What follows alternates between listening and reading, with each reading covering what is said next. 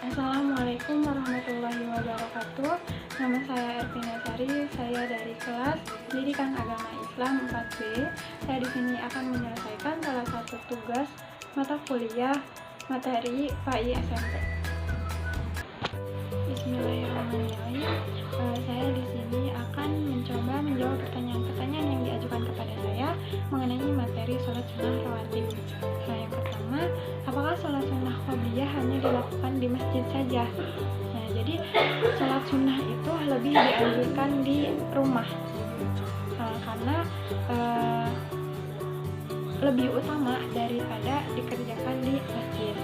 Ada hadis dari Zaid bin Sabit radhiyallahu anhu, Nabi Shallallahu alaihi wasallam bersabda, "Inna afdhala sholati sholatu mar'i fi baitihi illa maktubat."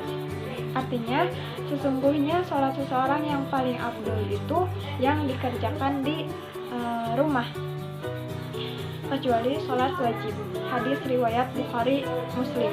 Nah, tapi untuk sholat sunnah qobliyah ini dianjurkan di masjid. Kenapa? Karena biasanya kita kan setelah sholat qobliyah itu melaksanakan sholat fardu. Jadi kemungkinan besar ketika kita melaksanakan sholat qobliyah di masjid, kita melaksanakan sholat fardu berjamaah mendapatkan saf pertama. Kemudian ada pertanyaan yang kedua, yaitu misalnya kita ketiduran sebelum sholat fardu. Nah, sedangkan sholat fardu itu waktunya sebentar lagi mau habis gitu. Lebih baik kita melaksanakan sholat sunnah atau melaksanakan sholat fardu. Nah, jadi sebelumnya sholat sunnah qobliyah itu dilaksanakannya dari azan sampai sholat fardu itu dikerjakan. Nah, tapi misalnya ketika kita ketiduran nih, nggak sengaja gitu, bukan karena seseorang itu meremehkan waktu gitu. Jadi sholat sunnahnya itu bisa dikerjakan setelah sholat fardu. Jadi yang utama itu kita melaksanakan sholat fardu, lalu kita melaksanakan sholat sunnah qobliyah. Nah, kemudian bisa berbarengan dengan sholat sunnah ba'diyah. Nah, ada beberapa waktu sholat. Nah, yang pertama itu awal waktu itu setelah azan gitu. Setelah azan dikumandangkan itu masuknya awal waktu. Yang kedua itu waktu jawas. Nah, waktu jawas ini pertengahan. Jadi setelah awal waktu ada waktu pertengahan gitu. Dan yang ketiga ada waktu karohah.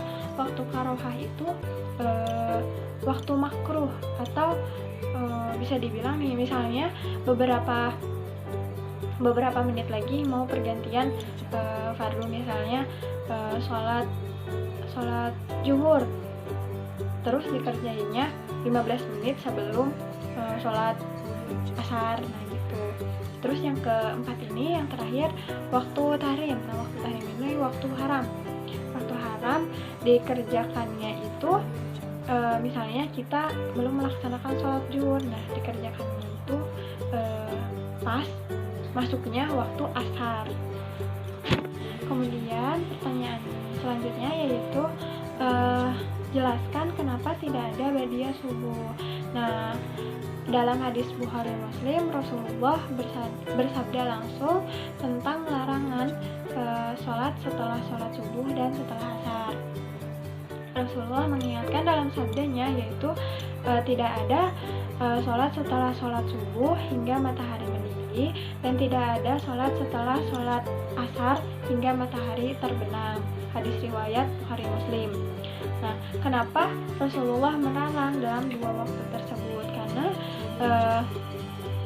matahari terbit dan matahari terbenam itu di antara dua tanduk setan. Jadi tidak diperbolehkan sholat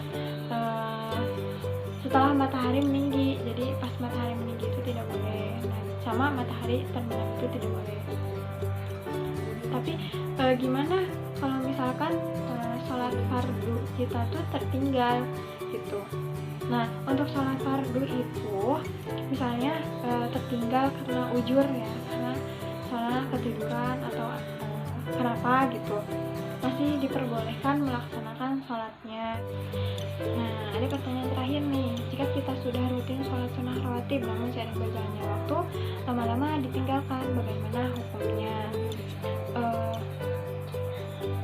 Sholat sunnah rawatib itu kan boleh ya, boleh kita kerjakan, boleh enggak gitu, tapi bukan berarti pengertian sunnah seperti itu malah kita membiarkan sunnah-sunnah gitu, bukan kayak gitu. Jadi lebih baik mah kita melaksanakannya gitu, karena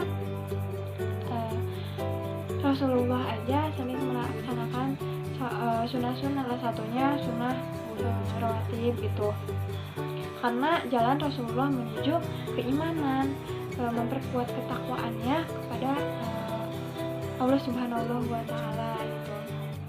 Misalnya kita sibuk nih, tidak bisa melaksanakan salat sunnah qobliyah badiah gitu, ya nggak apa-apa, tapi sebaiknya kalau dulu kita bisa istiqomah gitu melaksanakan sholat sunnah gitu, ya sebaiknya kita perbaiki gitu, kita kembali lagi agar bisa melaksanakan sholat sunnah tersebut gitu.